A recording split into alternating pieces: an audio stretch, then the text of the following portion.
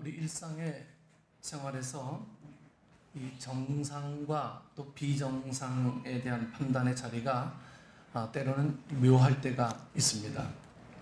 길거리에 놀고 있는 아이를 보고 지나가던 외국인이 너무 이상해서 그 아이에게 왜 오늘은 울고 있지 않느냐라고 이 두세 번을 말하면서 이상한 모습으로 이 머리를 자꾸 갸우뚱거렸습니다. 외국인이 보인 이 아이는 늘 울고 있는 아이로만 보여졌던 거죠. 그런데 오늘은 울지 않고 다른 아이들과 놀고 있는 것이 정상이 아닌 이 비정상으로 생각된 것이었습니다. 그 아이는 늘 우는 아이인데 이상하게 오늘은 울질 않아. 이게 비정상으로 보인 거예요. 안 우는 게. 그러면 이 정상과 비정상이 우리 삶에 바르게 자리를 잡을 때 이 개인과 사회는 큰 힘을 품을 수 있게 되고 그 힘이 좀 생산적인 방향으로 우리의 삶을 세우게 합니다. 이 자리에 세워져야 하는 것이 교회요, 여러분 성도의 자리인 거예요. 이 자리에 세워져야 하는 게, 배가 큰 풍랑을 만나서 전복당할 위기에 놓였을 때 다른 사람들은 이 위기를 극복하려고 몸부림을 치고 있는데 하나님의 선지자 요나는 왜 이 배 밑에 내려가서 이 잠을 자고 있는 거죠. 다른 사람은 살려고 몸부림치는데 이 요나는 배 제일 밑에 고물에 내려가서 잠을 자고 있어요. 이때 하나님을 모르는 선장이 말하기를, 요나서 1장 6절 말씀해 보면, 자는 자여 어찌함이냐, 일어나서 네 하나님께 구하라. 혹시 하나님이 우리를 생각하사 망하지 아니하게 하시리라. 이렇게 이 선장은 말을 하고 있습니다. 여러분, 하나님을 믿는 성도의 자리가 불신자보다 못한 자리를 요나는 정상으로 보고 있다는 것입니다. 하나님의 중심은 어렵고 힘든 자리에서 성도가 이 정상적인 자리에 자신을 세울 때에 좋게 세워주는 복이 이 열려지게 하신다는 거죠. 본문은 그 하나님의 실체를 우리에게 보여주고 있는 거예요. 첫 번째로 하나님의 말씀 속에 있는, 여러분, 이 세상이 열려져야 합니다. 우리가 성경을 보되 하나님의 세상이 열려지지 않으면 이것은 하나의 역사책이죠. 여러분, 역사책을 보더라도 세상이 열려요. 그런데 하물며 하나님의 이 말씀을 보는데도 여러분 이 세상이 열려지지 않는다라고 하는 것은 이 말씀을 보는 우리의 삶의 자세가 하나님의 말씀을 진리를 캐려고 하는 자세보다는 그냥 한번 읽어야지라고 하는 어떤 그런 의무적인 생각 때문에 이 하나님의 말씀이 우리 삶 속에서 이 세상이 열려지지가 않는 거죠. 그래서 여러분, 이런 식으로 100번 읽어봐야 이 말씀은 우리에게 아무런 유익이 되지 못합니다. 그냥 지식적으로는 알아요. 하지만 성경은 지식이 아니죠. 영적인 감동이에요. 영적인 감동이 있으려면 이 말씀 속에 있는 이 주님께서 말씀하시는 이 세상이 보여져야 돼요. 열려져야 돼요. 여러분, 기독교 복음의 중심이 여러분 뭡니까? 그것은 하나님의 말씀이 살아있음을 믿는다는 거예요. 하나님의 말씀이 살아있음을 믿는다는 거예요. 어제 우리 여름성경학교 하면서 통통한 연우라는 애가 왔어요. 네. 연우라는 애가 이 승부욕도 강하고 막 그래요. 교회를 이제 오니까 좀 아직은 그 교회적인 상식이 없어서 퀴즈를 내는데 못 맞추니까 아씨 하면서 그냥 막 신경질 내고 막 그래요. 그 맨 마지막 폐회의 자리에 하나님은 사랑입니다, 하나님 살아계십니다 했더니 이 아이가 저한테 질문하기를, 하나님 살아계세요? 이렇게 묻는 거예요. 하나님 살아계세요? 하나님 살아계시니까 오늘 이 무더위에도 이렇게 하지. 안 그러면 저 바닷가 가서 다 쉴 텐데. 하나님 살아계시니까 오늘 이 어려운 날에도 이렇게 열심히 하지. 하나님 보여줄 수 있어요? 뭐 이렇게 물어요. 아무렴 보여줄 수 있지. 근데 제가 무슨 수로 하나님을 보여주겠습니까? 네? 내가 아는 믿음으로 고백하는 것 외에는 보여줄 수가 없어요. 하지만 믿고 있다라고 하는 거예요. 믿고 있습니다. 하나님의 말씀이 살아있음을 믿는다는 거예요. 여러분, 기독교 복음의 중심은 말씀이 살아있다는 거예요. 말씀이 죽어 있으면 여러분들 이 교회 나와서 한번 들어도요, 하나님이 여러분 삶 속에서 움직여 주질 않아요. 움직일 수가 없죠. 이 말, 하나님의 말씀이 살아있다는 것을 믿을 때에 세상을 변화시키시고 세상을 구원의 길로 인도하게 되는 거죠. 여러분, 그래서 여러분들이 준비가 되어야 된다라고 하는 거예요. 우리가 말씀으로 준비가 되지 않으면 세상 사람들에게 하나님께서 열어주시는 이 복음의 길들을 우리가 보여줄 수가 없는 거예요. 그래서 내가 먼저 은혜가 되어야 된다. 내가 먼저 하나님의 말씀에 깊은 체험이 있어야 된다. 하나님의 말씀이 살아있다는 것은 두 가지 큰 사실을 인정하는 것입니다. 하나는 하나님 앞에 세워진 자신의 모습을 고백하는 것이고, 다른 하나는 하나님의 말씀 속에는 하나님의 계획, 곧 하나님의 약속하시는 세계가 그 속에 분명하게 세워져 있다는 거예요. 교회의 위기는 살아계시는 하나님의 말씀을 받아들이지를 못한다는 것입니다. 세상과 똑같이 판단해요. 하나님의 말씀. 이게 어떻게 과학적으로 좀 풀어볼까? 뭐 이런 식으로 받아들여요. 그러다 보니까 이 복음이 변질이 돼서 우리 교회 안에도 복음을 이야기하고 있지만 복음이 우리 삶 속에서 능력이 되지 못하는 거예요. 기독교 복음이 인류 역사 속에 소망의 삶을 불어넣었던 이유는 하나님의 말씀 속에 있는 하나님의 세상이 열렸기 때문이에요. 하나님의 말씀 속에 있는 세상은 여러분 어떤 것입니까? 성경은 우리에게 증거하고 있습니다. 히브리서 4장 12절 말씀에 하나님의 말씀은 살아있고 활력이 있어 좌우의 날선 어떤 검보다도 예리하여 혼과 영과 관절과 및 골수를 쪼개기까지 하며 또 마음의 생각과 뜻을 판단합니다. 성경은 분명하게 하나님의 말씀에 대해서 이렇게 정의하고 있어요. 그리고 주의 말씀은 시편 119편 105절 말씀에 주의 말씀은 내 발의 등이요 내 길의 빛이니이다. 즉 하나님의 말씀은 그 어떤 세상도 좋게 다듬어 주시는 자리가 있으며 열어주시는 자리가 있다는 것입니다. 그래서 이사야 선지자는 큰 소리로 외친 것입니다. 이사야 40장 31절 말씀에 오직 여호와를 앙망하는 자는 새 힘을 얻으리니 독수리가 날개침같이 올라감 같을 것이요. 이 하나님을 본문에서 표현하시기를 태초에 말씀이 계시니라 곧 하나님이시니라 이렇게 본문은 이야기하고 있습니다. 그 하나님을 독생자 예수님이 오셔서 여러분 이렇게 증거하신 것입니다.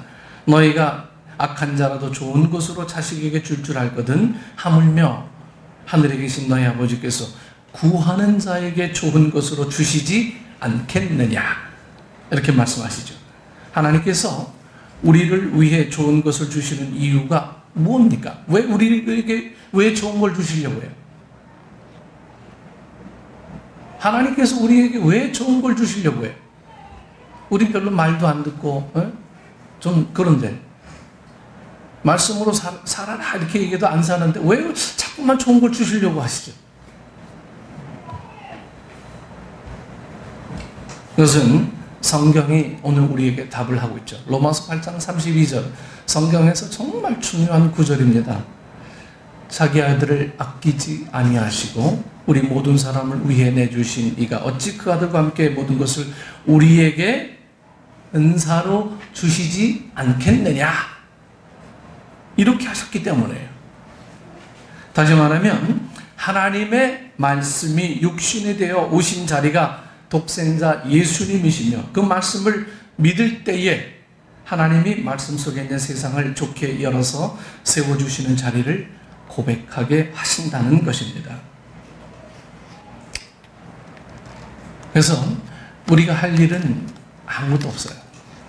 그냥 주님만 받아들이면 돼요. 여러분, 우리가 예배할 때 첫 번 찬양 임재 부르죠. 제가 임재 부를 때 굉장히 많이 은혜 받았어요. 임재 불렀을 때가, 처음 불렀을 때가 작년 어디예요? 가평인가요? 골짜기 거기 가서 처음 불렀죠. 그때 은혜 받고, 내년에는 이 찬양을 갖고 처음 1년 내내 불러야겠다. 하나님 임재해 주옵소서. 하늘의 문을 여소서. 이곳에 임재해 주옵소서. 이곳에 앉아 주시옵소서. 여러분, 우리가 해야 될 일들은 많지 않습니다. 우리가 해야 될 일들은 아주 작아요. 우리가 해야 될 일들은 그냥 받아들이면 됩니다. 네, 수건 있으면 좀 주세요. 우리가 해야 될 일들 속에서 너무 거창한 것을 생각하다 보니까 내가 뭘 해야지라고 하는 어떤 이런 의무감 때문에 복음이 자꾸 변질이 돼요. 복음이 변질되고, 이 복음이 변질되다 보니까 늘 이성적으로만 주님을 보려고 하는 우리의 시선. 두 번째로 말씀 속에 있는 시작의 자리를 여러분 붙잡아야 합니다. 여러분, 시작은요 어디에 있어요? 말씀 속에 있어요. 말씀 속에. 성도가 세상을 살아갈 때 어떤 위기를 만날지라도 이 하나님의 말씀 속에 있는 세상을 붙잡아야 하는 이유는 그 말씀 속에는 시작의 자리, 곧 창조의 세계가 있기 때문입니다. 예수님이 이 자리를 말씀하시기를 마태복음 19장 26절 말씀에 사람으로는 할 수 없으나 하나님으로서는 다 하실 수 있느니라. 성경에 나오는 아브라함이라는 사람은 결코 대단한 사람이 아닙니다. 그는 책임감도 없는 사람이고 겁쟁이면서 아내 덕분에 그럴 왕 아비멜렉에게 송구할 정도로 이 대접을 받은 사람이 아브라함이죠. 그 당시에는 힘 있는 사람이 다른 사람을 죽여도 괜찮을 정도로 좀 미개한 사회였기에 아브라함은 아내 때문에 자신이 죽을 것 같아서 부부의 관계를 인정하지 말자고 했습니다. 뭐라고 해요? 누이라고 해요. 누이. 자기 아내를. 그 결과 그러나 아비멜렉이 아브라함의 아내를 강제로 데리고 가요. 멀쩡히 자기 아내인데 누이라고 해가지고 자기만 살려고. 그래서 자기 아내를 그냥 그러나 아비멜렉에게 그냥 뺏깁니다. 그런데 다음날 아침에 그럴 왕이 아브라함을 불러 이렇게 말하죠. 왜 나를 속이냐? 그러면서 이 아내를 돌려주면서 속죄하는 마음으로 많은 짐승을 아브라함에게 주면서 걱정하지 말고 편히 생활하라고 명했던 거죠. 아브라함이 어찌된 일이냐고 물었지 않았겠습니까? 그럴 왕이 고백하기를 하나님이 용서하지 않겠다고 호통을 쳤다는 거예요. 하나님이 용서하지 않겠다. 그 하나님께서 아브라함이 99세가 될 때에 아들을 준다고 하는데 아브라함의 반응이 여러분 어떠했습니까? 아브라함이 엎드린 채 웃으며 이 같은 일이 어찌 있을 수 있겠는가 무시했던 거죠. 그런 아브라함과 사라에게 하나님께서 말씀하시기를 창세기 18장 14절에 보면 여호와께 능하지 못한 일이 있겠느냐 기한이 이를 때에 내가 내게로 돌아오리니 사라에게 아들이 있으리라 이렇게 말씀하고 있습니다. 여기서 우리에게 주시는 이 메시지는 기도하는 시간은 오래 걸렸지만 응답은 반드시 그리고 속히 이루어 주신다는 거예요. 여러분 이것이 하나님의 시간인 거예요. 하나님의 시간.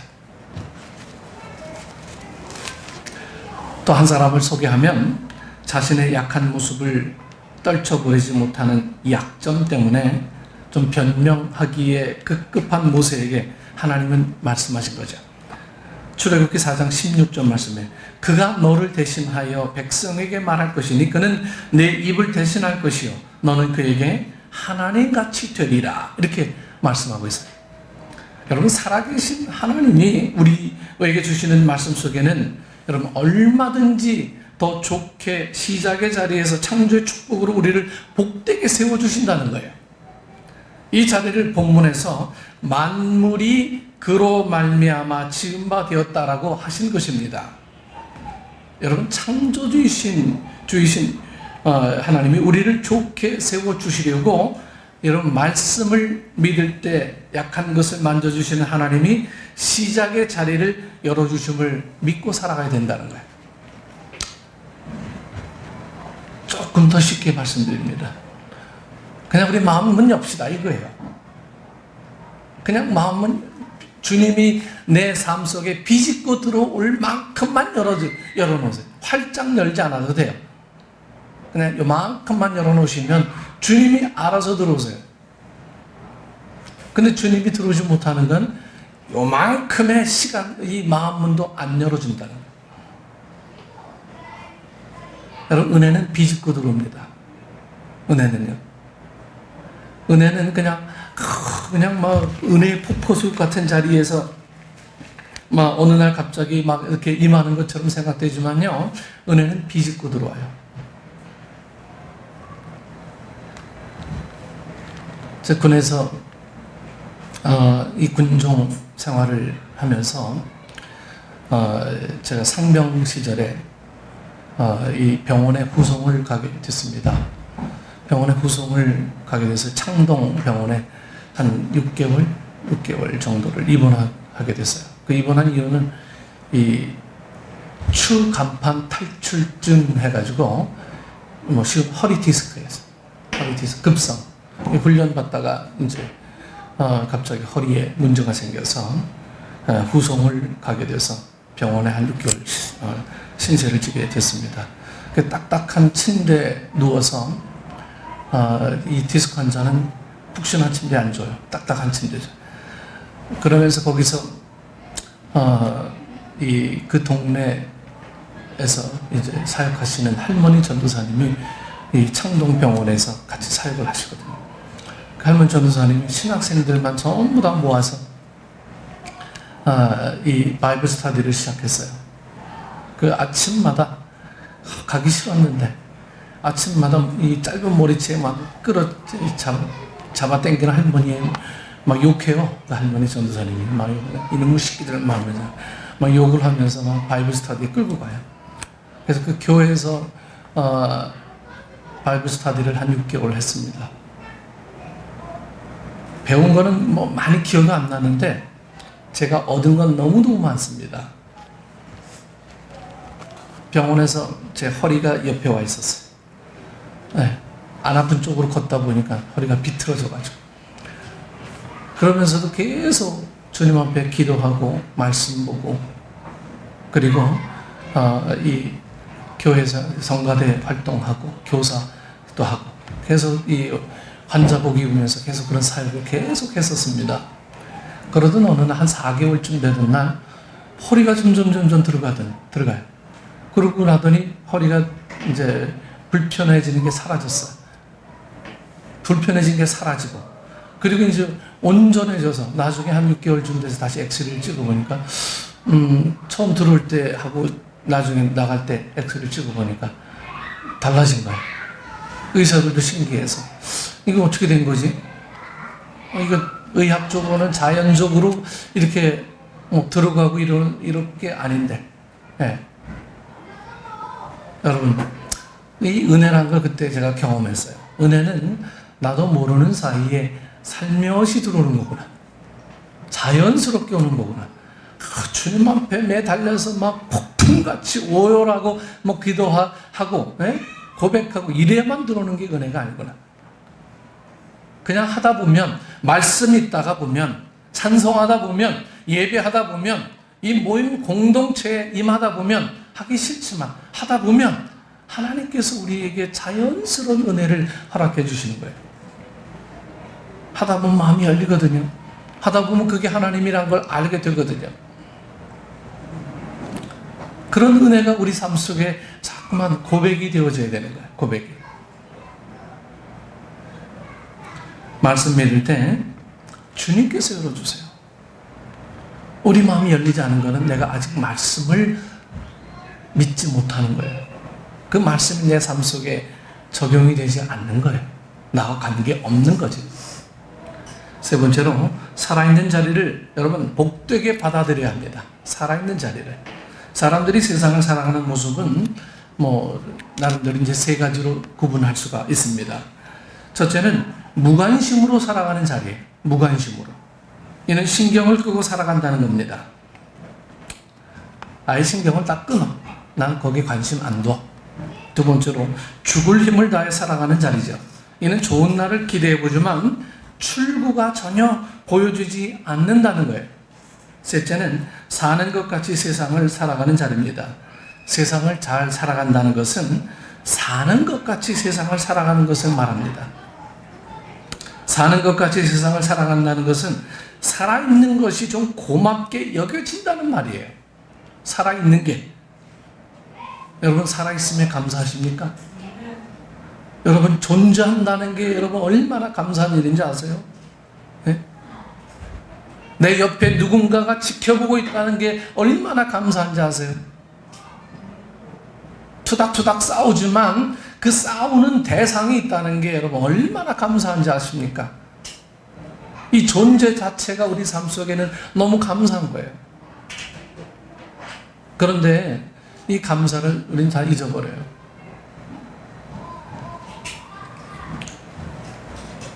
여러분 세상을 잘 살아간다는 것은 내 옆에 있는 이 존재들이 너무 고마운 거예요. 너무 감사한 거예요. 우리 그런 삶을 좀 살아갔으면 좋겠습니다. 성경 속에서 가장 불행한 자로 세워진 사람이 이 욥이라는 사람이에요. 욥이 당하는 고통의 자리는 아침에 눈을 뜨는 것이 불행이라고 외친 거예요. 내가 아침에 눈 뜨는 게 내 삶의 이제 불행이다. 이렇게 막 외칠 정도로 욥의 삶은 그렇게 고통이 찾아왔어요. 욥기 3장 26절에 욥은 뭐라고 말씀하고 있는지 아십니까? 나에게 평온도 없고 안일도 없고 휴식도 없고 다만 불안만이 있구나. 여러분 불안한 사람들은 표가 나요. 그렇죠? 불안한 사람들은 뭔가 좀 쫓기는 것 같아요. 불안해서 가만히 제자리에 있을 수가 없는 거예요. 욥이 그런 삶이었대요. 이런 욥이 좋은 세상을 맞이하게 된 것은 무엇이 있었기 때문입니까? 욥의 삶을 봐야죠. 욥의 고통만을 보신다면 여러분 욥을 잘못 이해하시는 거죠. 욥이 고통 가운데도 그래도 뭘 바라봤기 때문에 살아갈 수 있었는가 하는 거예요. 그것은 살아있는 자리가 열려지면서 그 자리를 기쁘게 받아들였기 때문입니다. 여러분 더위를 안 느끼는 방법 중에 제일 좋은 방법 있으십니까?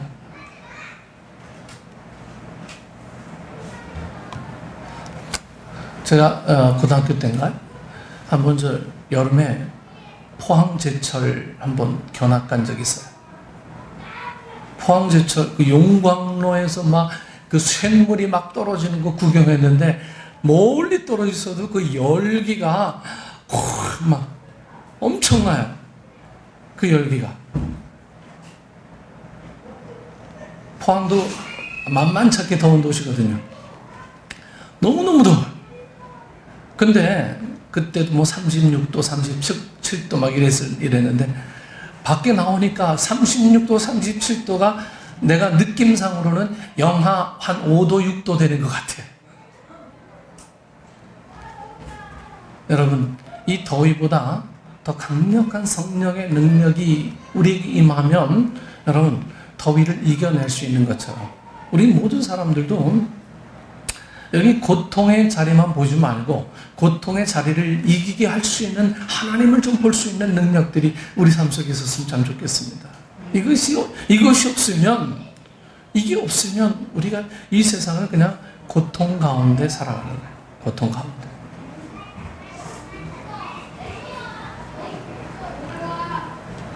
여러분 살아있는 자리가 뭡니까? 그것은 비정상의 자리를 정상의 자리로 수정하는 자리고 자신의 결점과 약점 때문에 붙들려 있는 자리를 긍정의 자리로 바라보게 하는 것입니다. 그럼 여러분 생각을 좀 바꾸세요. 내가 내 계획대로 잘 살 수 있겠지?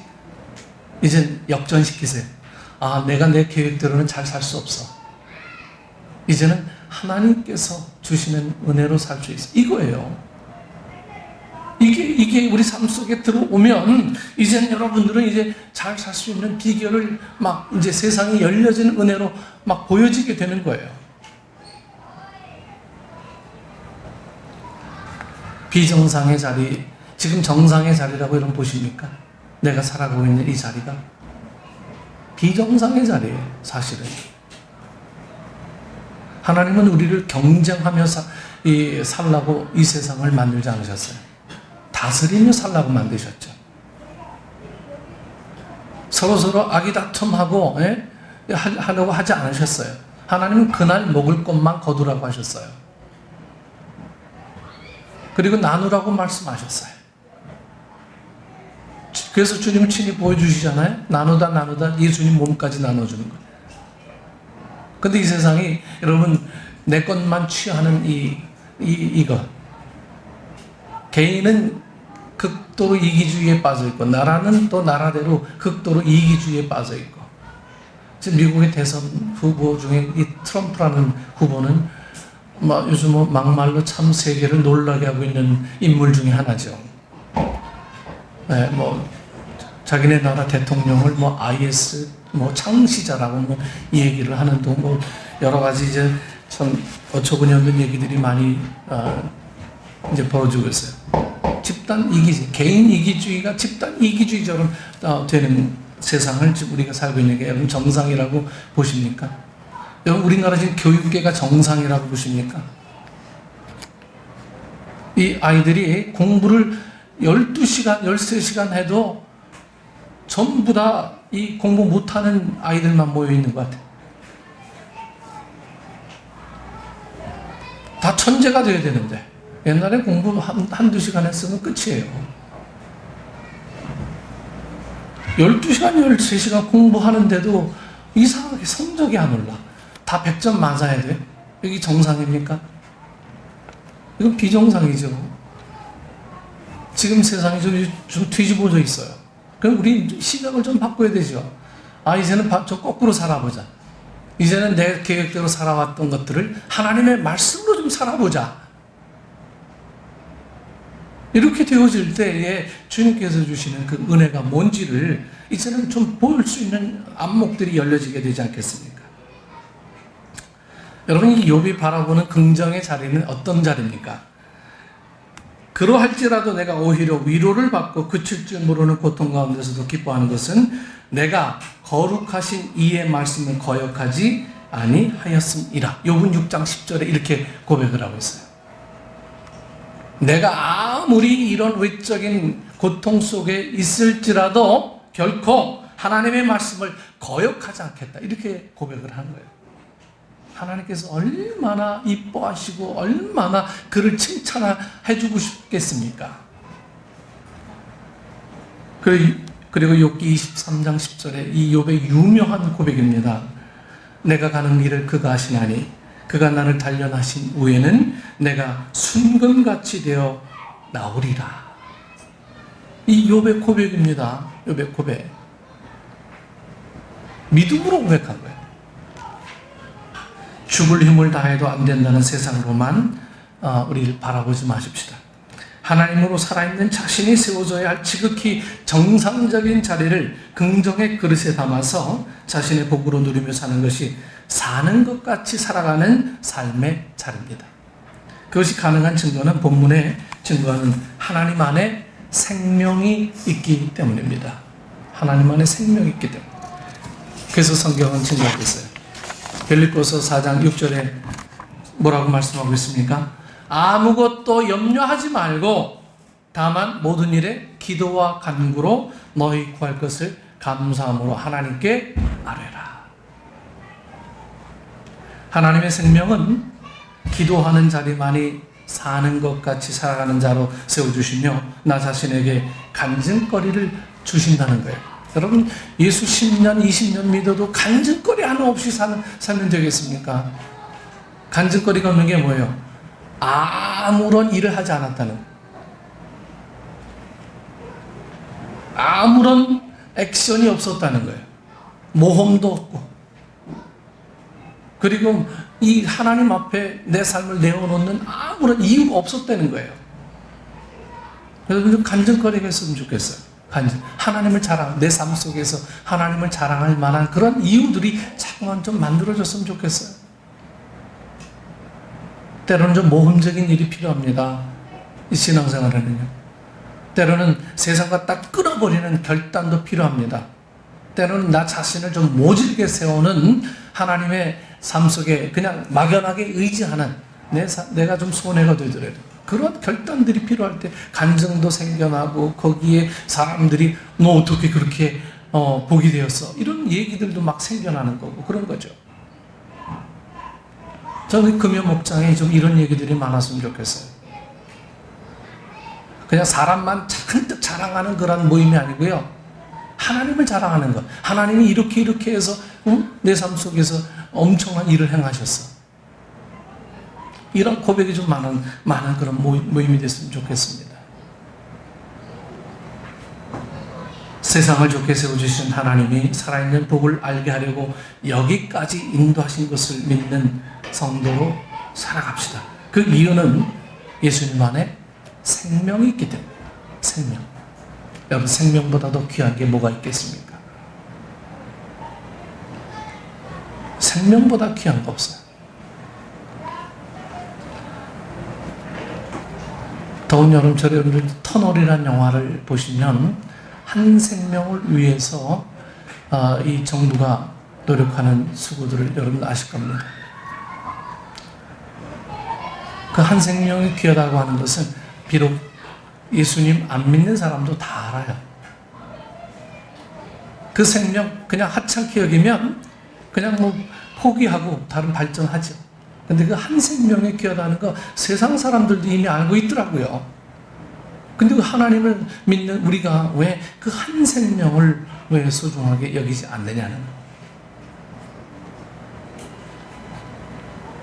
말씀 맺습니다. 세상이 넓은데 나 하나도 세워질 만한 곳이 없다고 하면서 살아가는 자리가 있어요. 믿음의 조상 아브라함처럼 세상을 좋게 세워주시는 하나님을 좀 바라봅시다. 그 자리에 세우는 지혜는 첫 번째로 하나님의 말씀 속에 있는 세상이 열려져야 돼. 두 번째로 말씀 속에 있는 시작의 자리를 붙잡아야 됩니다. 세 번째로 살아있는 자리를 복되게 받아들여야 합니다. 하나님이 세워주시는 세상을 후손에게 여러분 유산으로 물려주는 성도로 좀 살아가야 되지 않겠습니까? 네. 여러분 자녀들에게 돈 물려줄 생각하지 마세요. 돈은 그냥 여러분들이 있으면 있는 대로 그냥 쓰세요. 자녀들에게 물려주려고 애를 써서 이 자녀들, 잘된 자녀들 하나도 없어요. 저 아이들 뭘로 잘 키우겠습니까? 말씀으로 키우지 않으면 저 아이들 돈 갖고 살아가는 거요? 여러분 위험합니다. 힘들어요.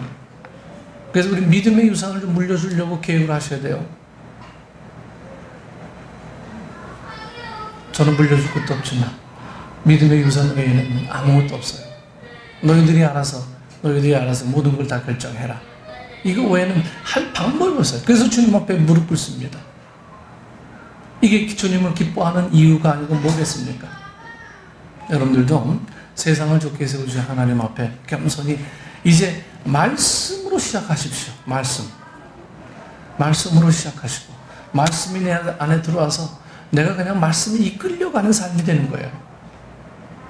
내가 말씀 막 이해하려고 하지